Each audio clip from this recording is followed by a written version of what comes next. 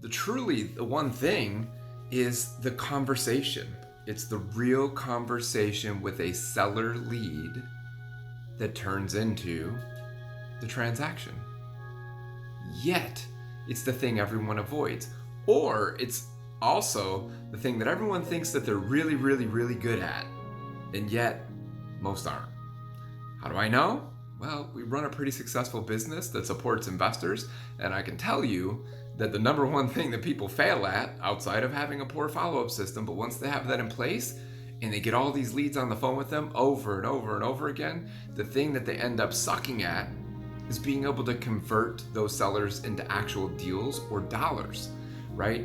And the challenge is that they don't mean to suck, right? And I mean that truthfully. It's that they try to focus so much, and this is my opinion, so I could be wrong, and I'm okay with that. However, what I find is that most people try to focus on the transaction, right? They try to focus on how can I buy it for X amount of dollars? How can I get the deal that I want? How can I make this fit into my buy box, right? And they're so focused on dollars, dollars, dollars, and what they want. They overlook the relationship aspect of the actual conversation with the seller. And yet, it is the most important part. You have to actually care. And it comes from being empathetic with the seller. And so what does empathy mean, or what does empathetic mean? You can go look it up in a dictionary. I'm going to give you my meaning of it. It just simply means caring for what they're actually going through.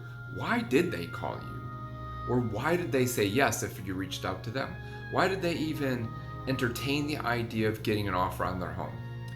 And again, listen, because now, if they weren't giving you anything before, you just talked to their brain and saying, your house is wonderful. I shouldn't buy it. Why should I buy it? Sell me on why I should buy it is what I just said. All I said was, tell me, the house sounds amazing and wonderful. Why wouldn't you just keep it or list it on the market for top dollar?